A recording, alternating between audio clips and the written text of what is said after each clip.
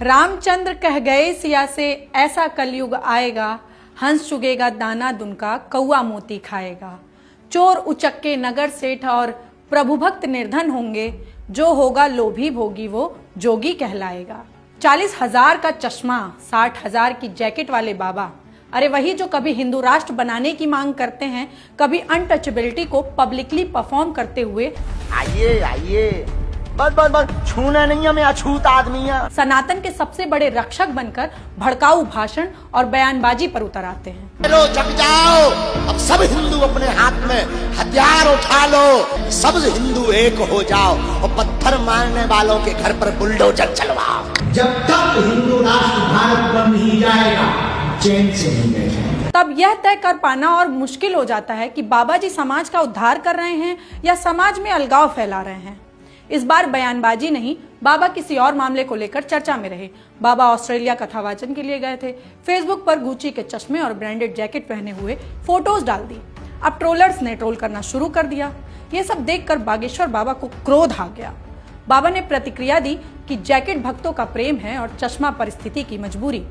बाबा को क्रोध थोड़ा जल्दी आ जाता है। ऐसे ही एक बार एक पत्रकार ने दिव्य शक्तियों की परीक्षा लेनी चाहिए थी और बाबा जी को गुस्सा दिला दिया था। देखिए ईगो सेटिस्फाई करने के लिए बाबा जी को क्या करना पड़ा।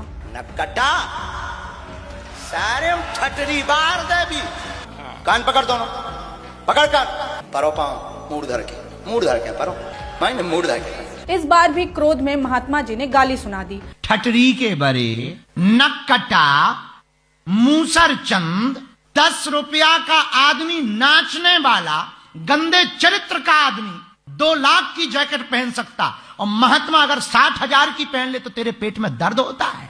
और तुम्हें ज्यादा पेट में दर्द हो तो कल हम 1,20 की पहनेंगे बेटे। बिल्कुल बाबा जी, आप और महंगा पहनिए, 1,20 की नहीं 2,40 की पहनिए। पर आपने कहा आप महात्मा हैं, एक मामूली सी ट्रोलिंग पर इतना क्रोध, इतनी मिर्ची। हम संत महात्मा नहीं है, हमने भगवान को सिद्ध नहीं किया, पर इतनी ट्रोलिंग तो हम भी सह लेते हैं। आप सबके मन में एक बार तो ये सवाल आया होगा कि सामुदायिक भवन में बरसाती डालकर छोटा दरबार लगाने वाले बाबा, जिनके पास न घर था न द्वार था, आखिर इतने अमीर कैसे हो गए? इतनी बड़ी कल्ट फॉलोइंग कैसे बनी? आपकी अदालत में जब बाबा से पूछा गया कि कितना कमा लेते हैं, जितने सनातनी उतनी कमाई, हिसाब आप लगाओ। फिर उन्होंने कहा हमारे दरबार में कोई शुल्क फीस नहीं लगती, पर गुरु परंपरा के नाम पर कोई घर गाड़ी घोड़ा कुछ भी दे दे, सब ठीक है। किसी भी प्रकार का शुल्क फीस दक्षिणा नहीं लगता, पर अगर तुम शिष्य मानते हो अपने आप को और हम गुरु हैं, तो गुरु परंपरा के नाते अगर कुछ भी तुम दे दो। ग्रामीणों का आरोप तो यह भी है कि पर्ची वाले धीरेन्द्र शास्त्री ने पहले सरकारी सामुदायिक भवन को हथिया कर दरबार लगाना शुरू किया और अब धीरे धीरे गाँव वालों की निजी जमीन पर जबरन कब्जा कर रहे हैं। तालाब यहाँ तक कि शमशान घाट तक पर कब्जा कर लिया है। गाँव वाले डर के मारे विरोध भी नहीं कर सकते और अधिकारियों से शिकायत करने पर कोई सुनवाई नहीं होती है। और हो भी क्यों, मंत्री, कलेक्टर, नेता, एसपी, यहाँ तक कि अब प्रधानमंत्री तक माथा टेक रहे हैं। तो आखिर गांव में रहना है तो लोहा कैसे लें? आपको क्या लगता है, धीरेन्द्र शास्त्री कोई चमत्कारी बाबा है या साइकोलॉजी का मेंटलिज्म जानने वाला कोई साधारण इंसान जिसने धर्म का उपयोग करके लोगों को बस मूर्ख बनाने का काम किया है? इस पूरी घटना पर आप क्या कहना चाहेंगे? कमेंट बॉक्स में जरूर बताएं और मॉलिटिक्स को फॉलो करना मत भूलें।